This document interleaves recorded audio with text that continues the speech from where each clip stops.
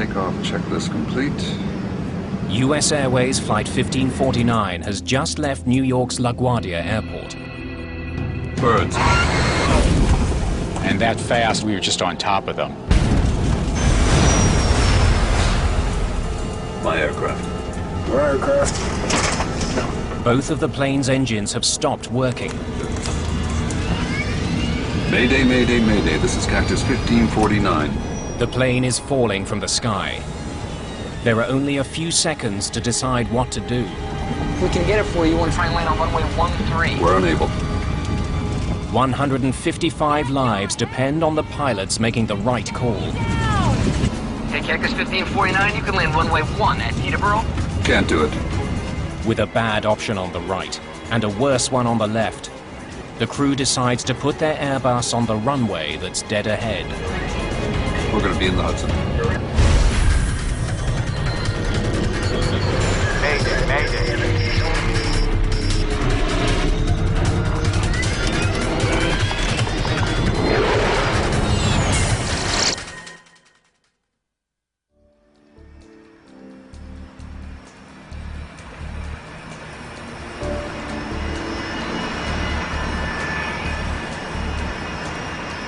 New York's LaGuardia Airport, mid-afternoon.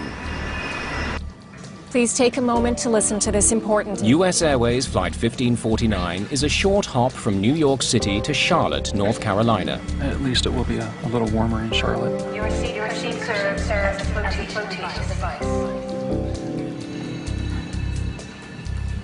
Together in the cockpit today are Captain Chesley Sullenberger, 57, Clear to push. and First Officer Jeffrey Skiles, 49.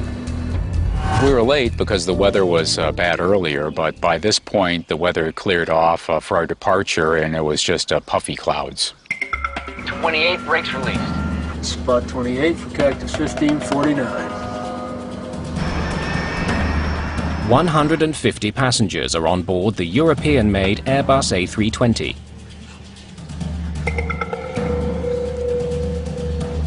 Businessman Clay Presley is on his way home to Charlotte. I arrived at the airport at LaGuardia. It was very cold. It had been snowing a little bit that day, and we had a storm coming in, so we wanted to make sure we made that flight and weren't hung up or delayed on some later flights. The crew flew in an hour earlier from Charlotte, with Sullenberger at the controls. Your brakes, your aircraft.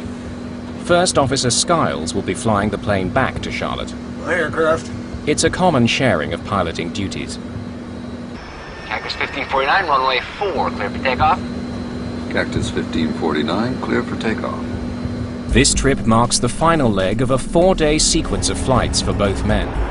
We made our standard call-outs. It was just a normal takeoff, normal procedures on the climb out. There was absolutely nothing at all to indicate that this would be any different than any other takeoff in my entire career. But by the end of the day, they'll be the most famous crew on the planet. Gear up, please.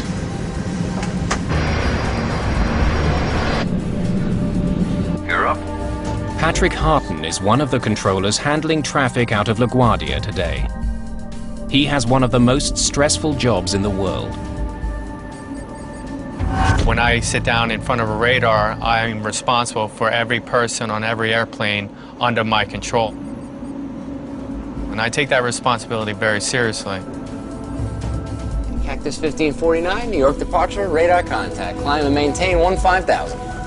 The flight will climb northeast out of LaGuardia, and then begin a slow turn south towards Charlotte. I think I had about 3 or 4 airplanes on my frequency at that time.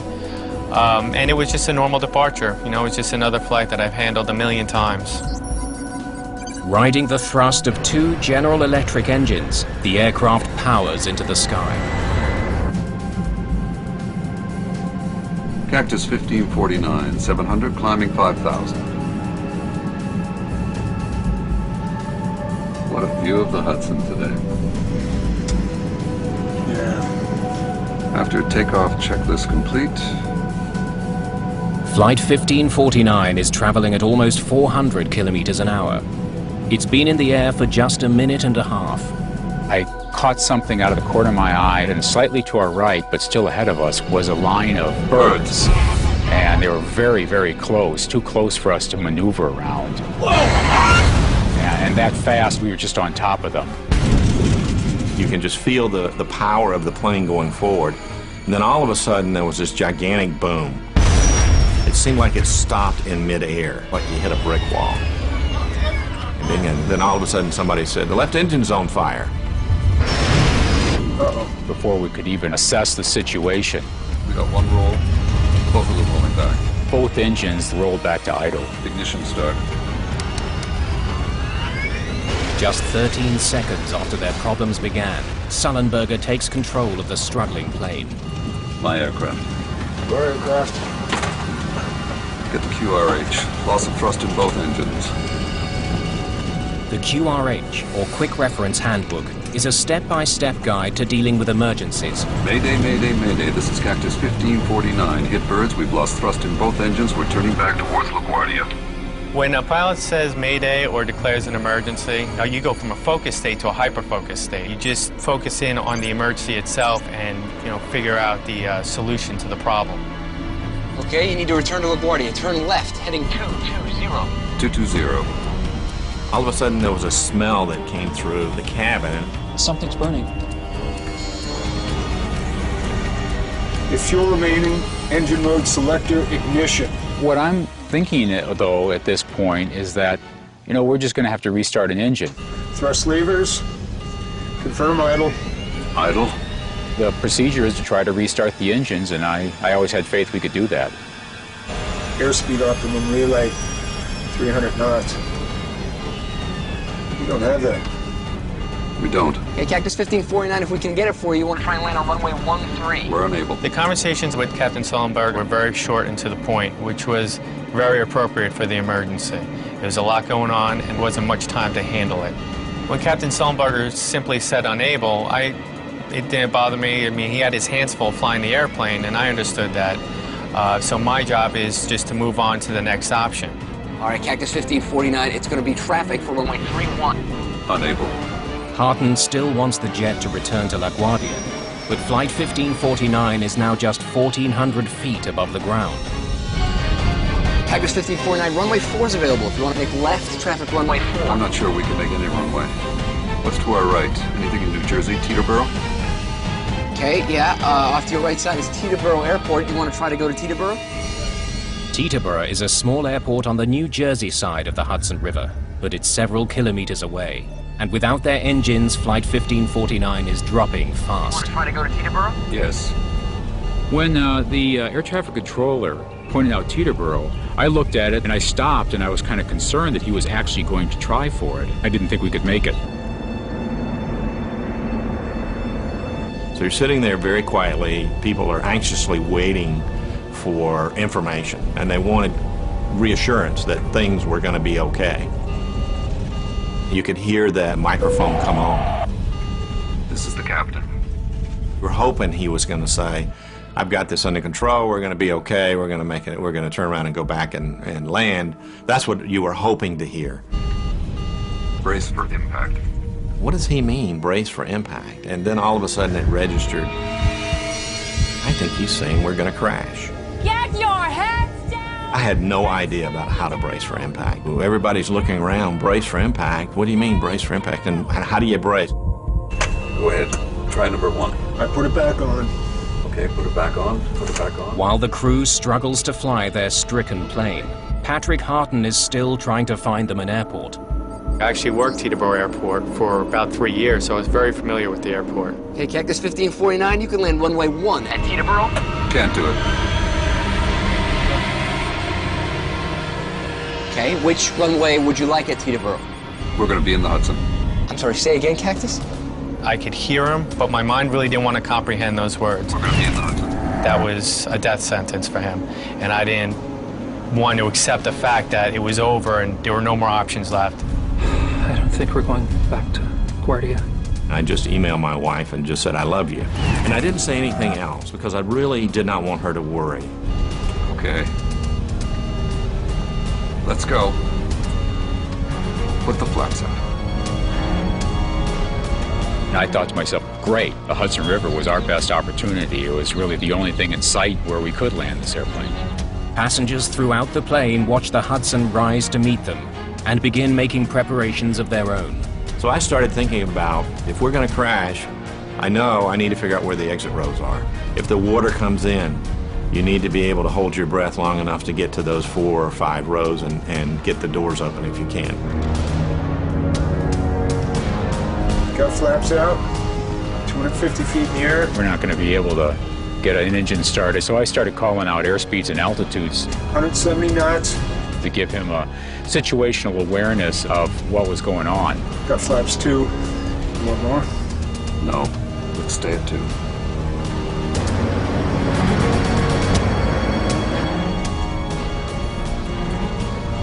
Got any ideas? Actually, not. We were so focused on what we were doing, and I always thought it would work out. Below 300 feet, Patrick Harton's radar can't see the plane. Flight 1549 disappears. When the aircraft disappeared off my radar, I just assumed that there weren't going to be any survivors. In the cabin, the passengers prepare for the inevitable. All the passengers really started kind of pulling together, and somebody yelled out as we were going down, "You ready at the doors?" The folks at the door says, "We're ready." I was just scared to death. We're going to brace.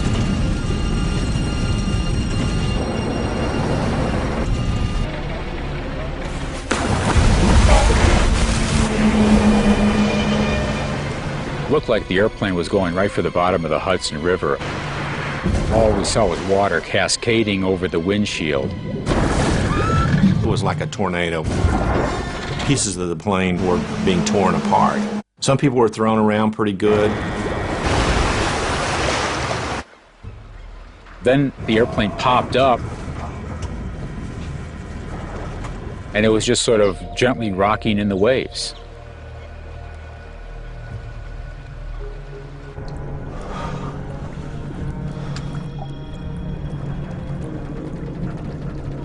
We all just sat there. We were all in shock, and we were waiting for what's next.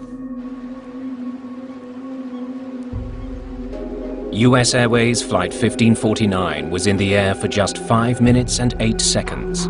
Having made a remarkable landing, the passengers and crew now face a new danger. The plane is leaking. The ice-cold water of the Hudson is pouring into the cabin.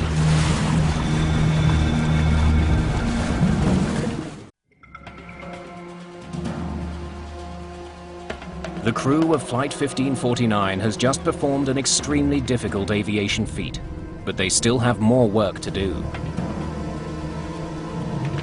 Captain Sullenberger heads for the cabin, while First Officer Skiles shuts down the plane.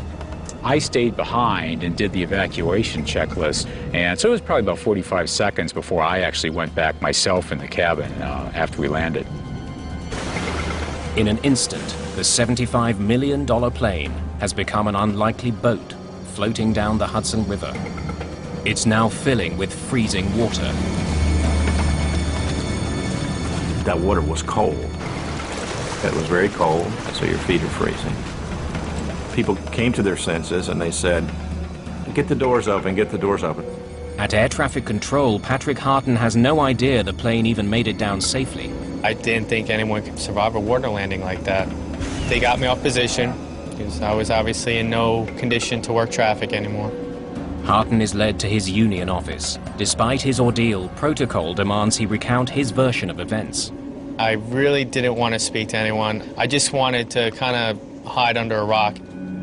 I needed my wife to know what had happened, but I knew I couldn't talk to her because I was pretty much in a fragile state and I didn't want to break down. So I sent her a simple text message. I said, "Had a crash, I'm not okay, can't talk now."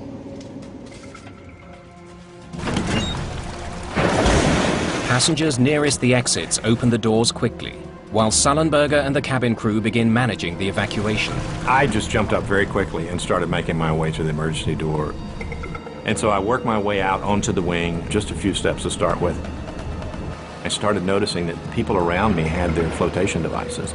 They'd pulled up their seat bottoms, or they had a life jacket that they'd taken. I had nothing with me.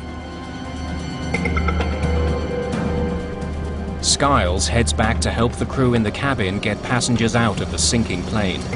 He knows there's not much time, and one of the flight attendants has been injured. I went back to about mid-cabin, and Sully and I and two young men were getting seat cushions and life vests, which are underneath the seats, and we're passing them out. And I'm looking around trying to assess the situation. Is the plane going to blow up? What's the next step? Yeah, there were actually probably 6 or 8 people that went into the water. And they were shivering and they were cold. We started pulling them back up onto the wing. At the back of the plane, water continues pouring in. Passengers are directed to move forward to escape. Go over the seats if you have to. This unwieldy boat won't be floating much longer. We were actually in the water, up to our knees, and it was just absolutely freezing cold. Every part of your body that was in that water just ached to the bone. Come forward! Is there anybody here? We were very confident there was nobody left on the airplane, but what was going on the wings, we just had no idea. Skiles and Sullenberger are the last ones off the plane. I just saw the big splash when the plane just bounced over the water. A small commercial airline crashed into the water. They've been in the water more than 10 minutes already. LaGuardia Airport has sent out an alert to New York's emergency services. In the middle of the Hudson, 155 frozen people hope that help will arrive in time. I saw the first ferry, and I could see the wheelhouse. I felt like, okay, we're really going to be okay. There was a sigh of relief. First on the scene are passenger ferries that have been shuttling people across the Hudson. They are eventually joined by the Coast Guard and Fire Department. The atmosphere on the ferry was still one of concern because we didn't know whether all the passengers got off the plane at that point in time. I was sitting in the union office preparing to make my statement. Where do I start? And that's when one of my friends popped their head into the office and said, "Hey, Patty, it looks like everyone made it." And I was like, "Really?" That was incredible news. I mean, I was still traumatized by the event itself, but the fact that everyone made it was just, it's like the weight of the world was lifted off my shoulders. The entire nation looks on as every single passenger and the entire crew of Flight 1549 is brought to safety.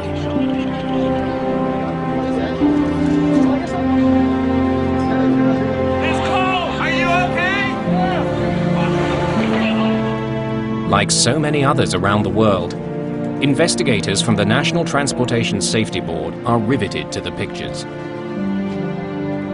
Hey, you gotta see this. We learned a little bit about the accident, of course, before we launched. The TV channels were showing the aircraft in the river and everything.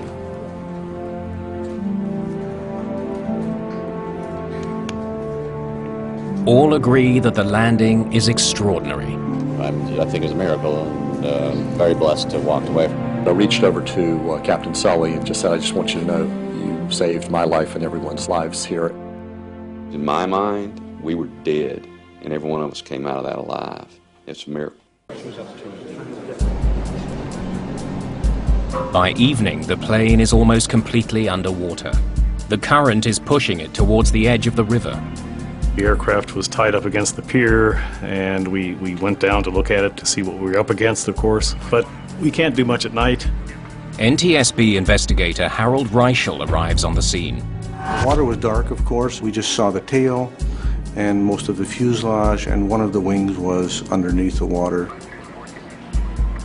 We knew it was going to be quite difficult to get it, A, out of the water, and then B, to a place where we could examine the components of the airplane in a more controlled manner. For investigators, it's an unusual situation. Normally, their main task is to uncover the cause of a crash. With Flight 1549, the cause seems obvious. Birds. The original Mayday call was clear. Mayday, Mayday, Mayday. This is Cactus 1549. Hit birds. We've lost thrust in both engines. We're turning back towards LaGuardia. The crew reported that they hit several birds shortly after takeoff. I think everybody realized that a bird strike had occurred. What people didn't know was what kind of birds brought the aircraft down, whether it might have been a combination of a bird strike plus something else, whether the crew acted and flew the aircraft as they should have. My aircraft. Your aircraft. Get the QRH. U.S. Airways pilot made an incredibly skillful emergency landing in the Hudson River. Investigators want to interview both pilots, but their sudden fame makes them hard to get to. It became a little bit more difficult than usual to A, locate the flight crew, and then B, to talk to them. They were instant heroes.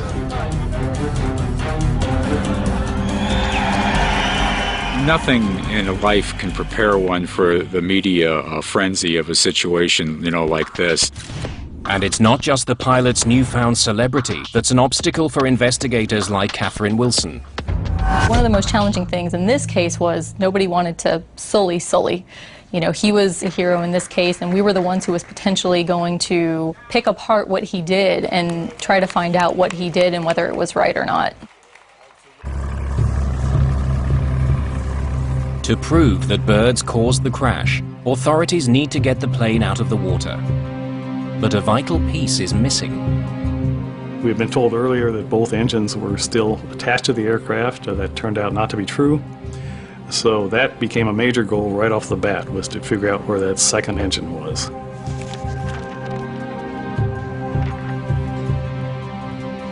We didn't know exactly where it was. Let's focus on this area.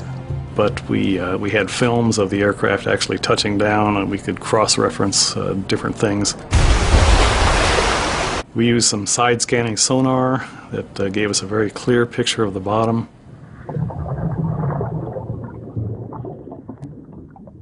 It wasn't that easy to do because the Hudson River has a current, and the current changes throughout the day. So it took 3 days, ultimately, to find the engine.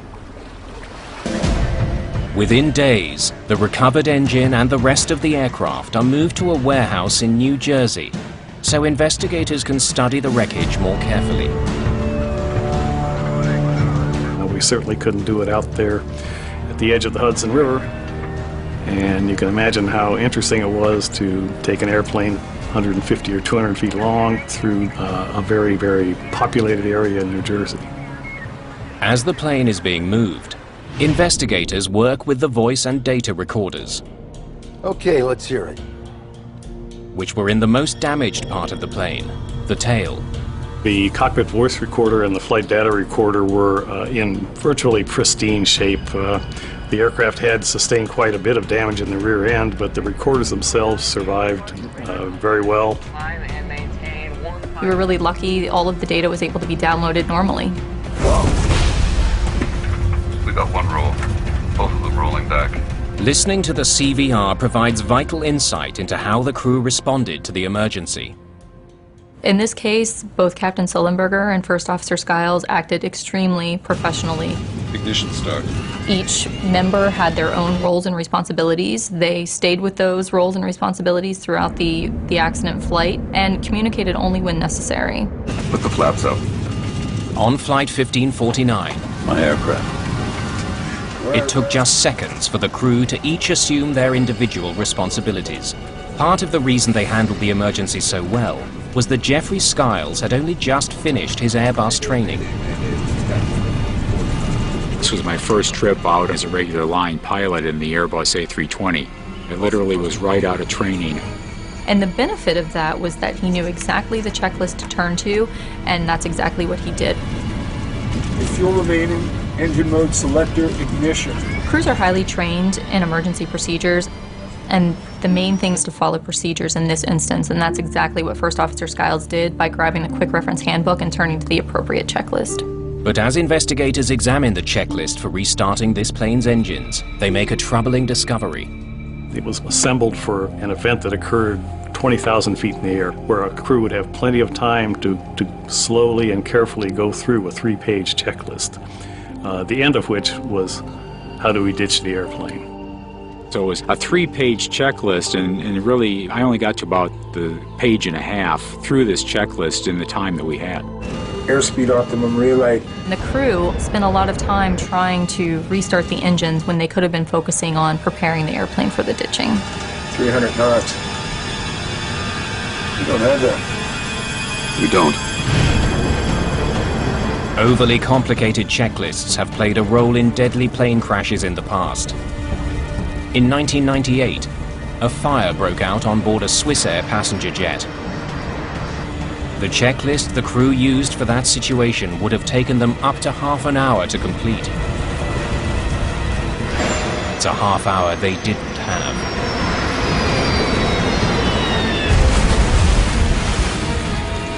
But on Flight 1549, the checklist was far from the greatest challenge facing Sullenberger and Skiles. I'm not sure we can make any runway. Water landings are notoriously difficult because unless they're perfect, they can be catastrophic.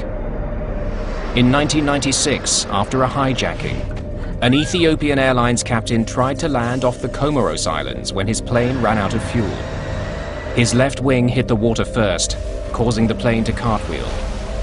It was ripped to pieces. Of the 175 people on board, only 50 survived.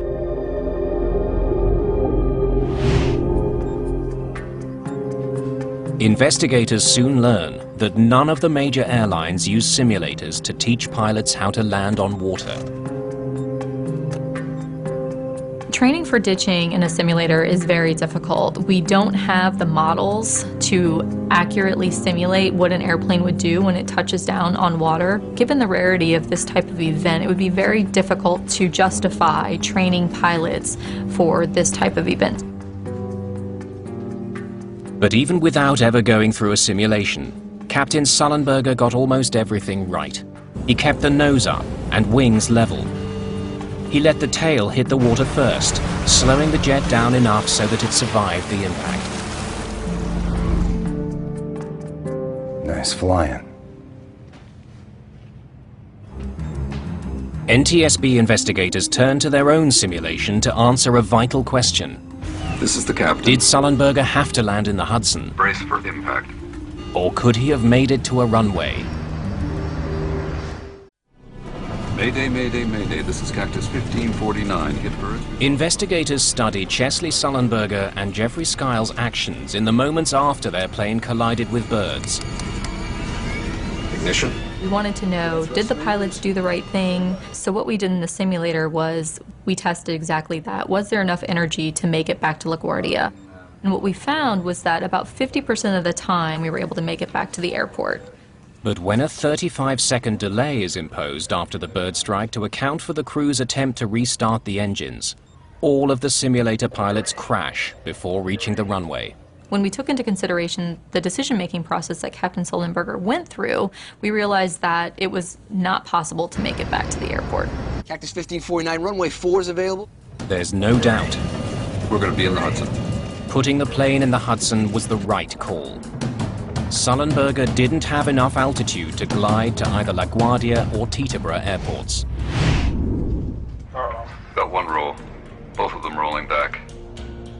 The investigators also discover that Sullenberger made a decision that wasn't at the top of the checklist, one that was critical to the survival of everyone on board. I'm starting the APU. On commercial jetliners, the engines provide power to electrical systems. If the engines stop working, the crew eventually loses those systems. The APU is an emergency generator that keeps some things running. The APU allowed him to still see his screens, the instruments still worked. It also allowed the A320 itself to assist with the heroic landing. The APU provided power to the plane's electronic brain, stopping the pilots from making any potentially dangerous moves. It kept them inside a so-called flight envelope. By starting the APU early in the sequence, the flight crew was able to maintain the flight envelope protections, which prevented the airplane from stalling when the airspeed got too slow. It's right on the edge of stall speed.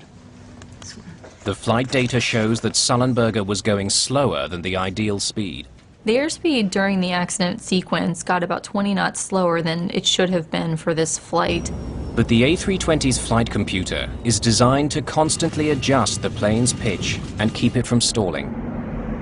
We definitely could have had a much more catastrophic outcome had the airplane actually stalled. Starting the APU.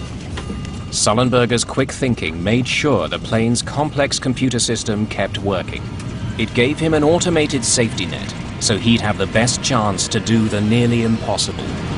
We're going to be in the Hudson. It was a combination of a good crew and a good airplane. Let's go. Put the flaps out.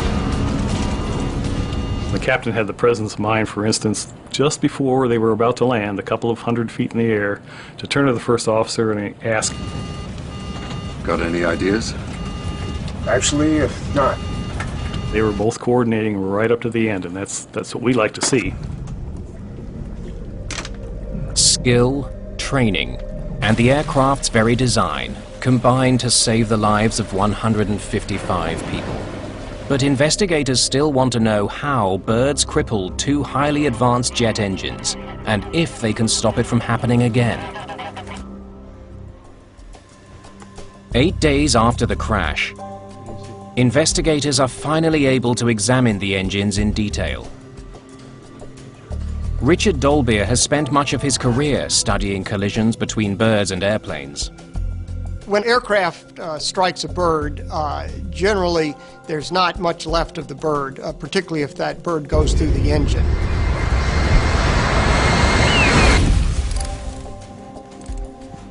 The engines are analyzed piece by piece to try and figure out exactly what happened 3,000 feet above New York.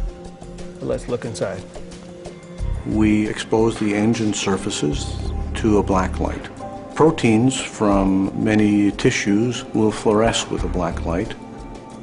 Much of the tissue was already gone, but many of the proteins stayed on the surfaces of the engine. Look at that. Deep in the right engine, investigators find about a cup of charred remains. Most of the remains found were just muscle tissue, bone fragments, and minuscule feather remains. I was able to find about 29 samples in one engine and 14 in the other. But the engines aren't the only part of the plane that's been damaged. Birds. The aircraft hit many birds. So we found evidence on the wings and on the flaps and on the fuselage, but the plane can still fly when that occurs. The threat posed by bird strikes is well known. Bird strikes are a much bigger problem than the general public realizes. In the last 20 years, there have been approximately 210 aircraft that have been destroyed because of collisions with birds. This Boeing 757 ingested a crow while taking off from Manchester, England, later landing safely. In 2008 alone, there were 4 dramatic accidents.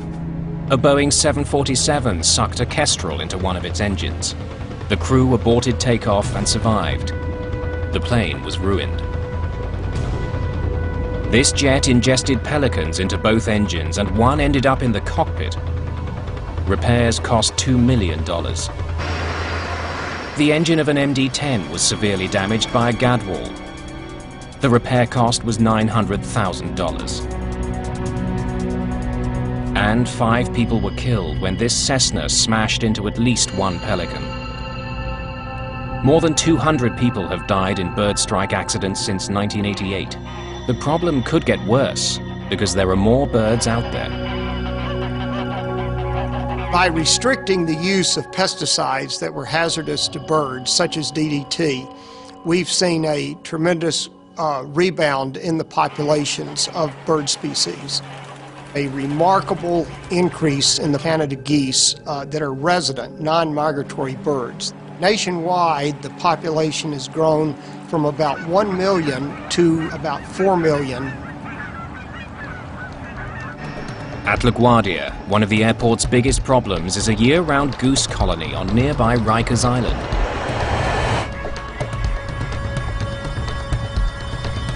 From the year 2002 to 2004, there were 8 Canada goose strikes at LaGuardia Airport involved birds either on the airport or right off of the airport. One of those strikes almost caused a plane to crash, and it was a very close call.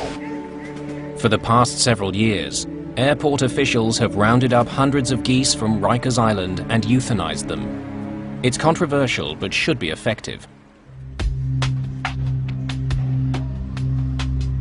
So, where did these birds come from?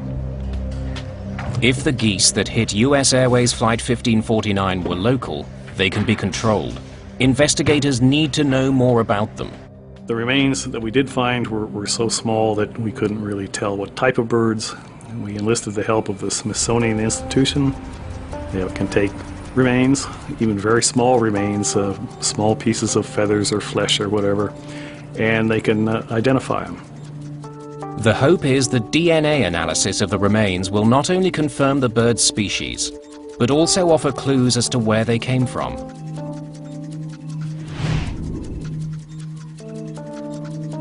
While they wait for answers, investigators turn to answering the question of how a few birds forced a 68-ton jet from the sky.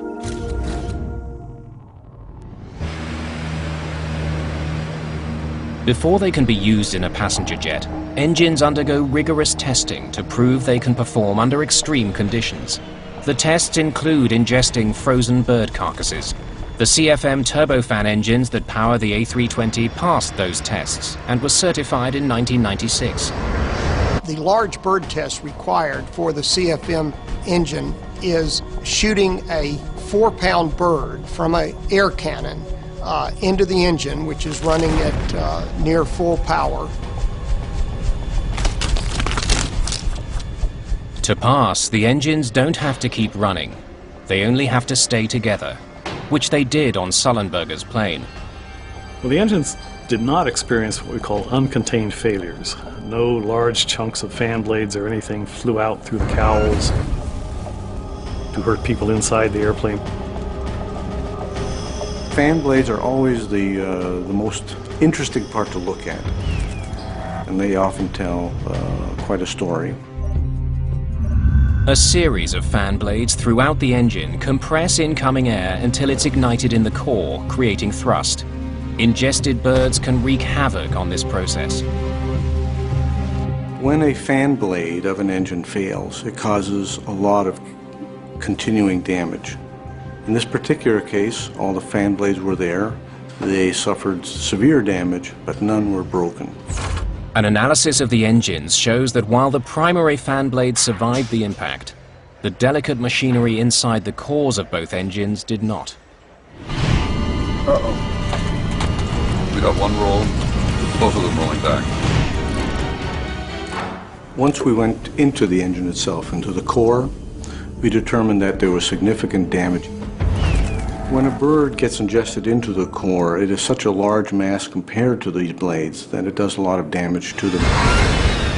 The birds ingested into Flight 1549. Mayday, mayday, mayday, this is Cactus 1549. Ripped apart the engine's compressors. Metal shards from these broken compressors were sucked deep into the cores of both engines, shutting them down. We've hit birds, we've lost thrust in both engines.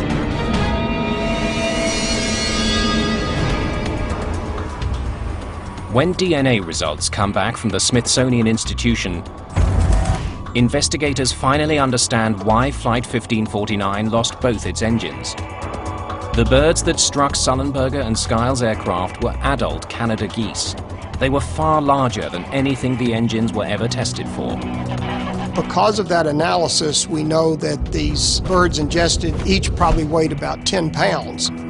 The tests also confirmed that as many as 4 large birds had hit Flight 1549's engines. It was simply too much for them to handle.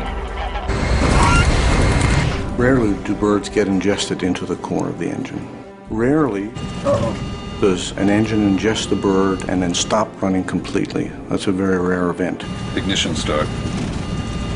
What makes this one even rarer is that both engines ingested birds and both shut down. We're going to be in the Hudson. The DNA test also proves that the geese involved in this accident were not the local geese that LaGuardia has worked so hard to manage. These were geese that had been in northern Canada during the preceding summer. They were migratory geese. The collision between the migrating geese and Flight 1549 happened 7 kilometers from the airport. It means that none of the existing programs for reducing the number of birds would have prevented the collision. It also means that what happened to that flight could happen again, unless a way can be found to keep birds and planes apart.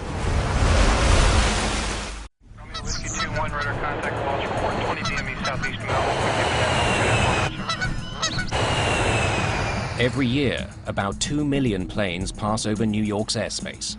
Most people do not appreciate the problems that birds can cause to aircraft. They don't realize how a small, seemingly insignificant organism in relation to the size of an aircraft can cause these kinds of catastrophic failures. The airline industry needs to find solutions to bird strikes. Placing screens in front of the engines is one of the most obvious answers, but there are serious drawbacks. Screens can fall off, screens can break, and then they would be ingested into the engine, causing similar damage or more catastrophic damage. Screens can also introduce turbulence to the airflow, which can starve the engines of air, causing them to fail. Winter weather is also a serious problem for engine screens. A screen is a perfect ice builder, and it will accrete ice very quickly in icing conditions.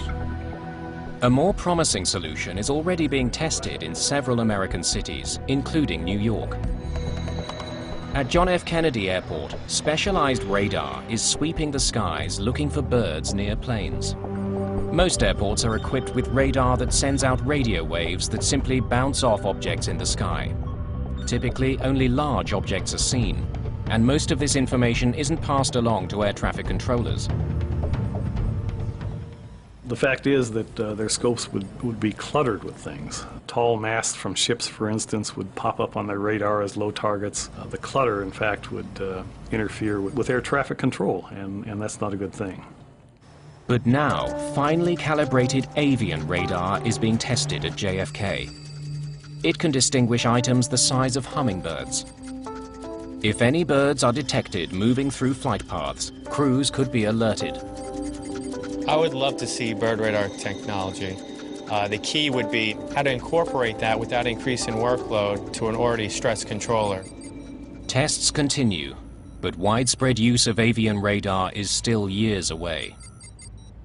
Cactus 1549, runway 4, clear for takeoff. Cactus 1549, clear for takeoff. Until then, collisions between birds and planes will continue.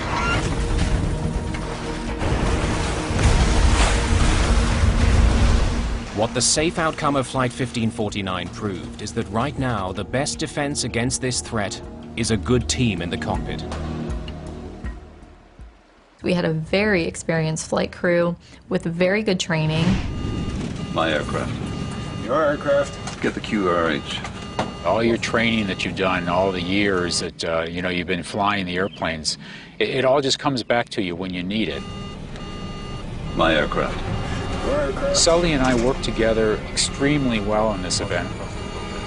I knew what was in his mind, and he knew what was in my mind. We were both accomplishing our individual roles, but we had a knowledge of the whole situation. Okay, you need to return to LaGuardia. Turn left, heading 220.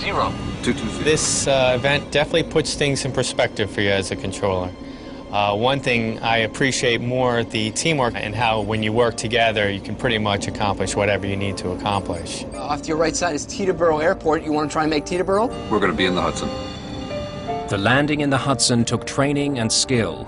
It also took a bit of luck. We had a very clear day. We had a perfect condition for the river. So there was just a series of really fortunate events that occurred that assisted this crew in landing successfully on the river. Well, at the safety board, we don't really deal in miracles very often, but this event had a lot of things that came together at the right time and the right place. And so a lot of us are thinking, well, maybe we do have a miracle here. What a view of the Hudson today. brand new air crash investigation is back next week. More details coming up. Stay tuned for more drama in the skies.